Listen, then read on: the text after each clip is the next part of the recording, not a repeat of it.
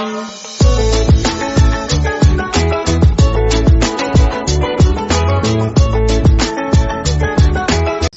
The lord. ప్రభువైన యేసుక్రీస్తు వారు ఈరోజు మనకు అందిస్తున్నటువంటి వాగ్దానం సామెతల గ్రంథం 17వ అధ్యాయం 14వ వచనం. వివాదము అధికము కాకమునుపే దానిని విడిచిపెట్టుము.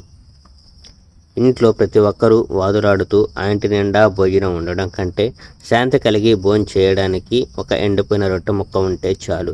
యజమాని యొక్క సోమరిపోతు కుమారుని మీద తెలివిగల సేవకుడు ఆధిపత్యం సంపాదిస్తాడు. తెలివిగల ఆ సేవకుడు అన్నదమ్ములతో పాటు పిత్రాజితము పంచుకుంటాడు. బంగారము వెండి శుద్ధి చేయబడేందుకు అగ్నిలో వేయబడతాయి. అయితే మనుషుల హృదయాలను పవిత్రం చేసేవాడు యెహోవా. దుర్మార్గులు ఇతరులు చెప్పే దుర్మార్గపు సంగతులు వింటారు. అబద్ధాలు చెప్పేవారు కూడా అబద్ధాలు వింటారు. కొంతమంది పేదవాళ్లను హేళన చేస్తారు. సమస్యల్లో ఉన్న వాళ్ళని చూసి వారు ఎగతాళి చేస్తారు. వారిని సృష్టించిన దేవుణ్ణి వారు గౌరవించరు అని ఇది సూచిస్తుంది. ఈ దుర్మార్గులు శిక్షింపబడతారు. మనుషులు మనుమలు మనుమరాండ్లు ముసలి వాళ్ళను సంతోషపడతారు, మరియు పిల్లలు వారి తల్లిదండ్రుల గురించి అతిశయిస్తారు.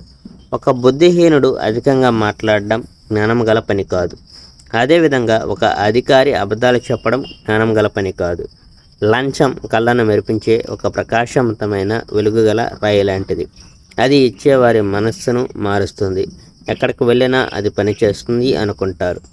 నీ విషయంలో తప్పు చేసిన వాడిని నీవు క్షమిస్తే మీరు స్నేహితులుగా ఉంటారు. కానీ అతడు చేసిన తప్పును నీవు ఇంకా జ్ఞాపకం చేసుకుంటూనే ఉంటే అది మీ స్నేహానికి హాని చేస్తుంది. తెలివిగలవాడు తాను చేసే తప్పుల మూలంగా నేర్చుకుంటాడు, కానీ బుద్ధిహీనుడు 100 పాఠాల తర్వాత కూడా ఏమీ నేర్చుకోడు. దుర్మార్గుడు తప్పు మాత్రమే చేయాలని కోరుతాడు. అంతలో అతన్ని శిక్షించేందుకు దేవుడు ఒక దూతను పంపిస్తాడు. ఒక తల్లి ఎలుగుబంటి దాని పిల్లల్ని ఎత్తుకొని పోబడి కోపంగా ఉన్నప్పుడు దాన్ని కలుసుకోవడం చాలా ప్రమాదకరం. కానీ తెలివి తక్కువ పనులు చేయడంలో నిమగ్నం అయిపోయి ఉన్న బుద్ధిహీనుని కలుసుకోవడం కంటే అది మేలు. నీకు మంచి పనులు చేసేవారికి నీవు చెడు పనులు చేయకు. నీవు గనక చేస్తే మిగిలిన నీ జీవితం అంతా నీకు కష్టాలే ఉంటాయి. నీవు వాదం మొదలు పెడితే అది ఆనకట్టకు గండి కొట్టినట్టే ఉంటుంది. అందుచేత వాదం అలా పెద్దది కాకముందే దాన్ని నిలిపివేయి. ఏ తప్పు చేయని వారిని శిక్షించడం, దోషను క్షమించడం, ఇవి 2 యెహోవాకు అసహ్యం.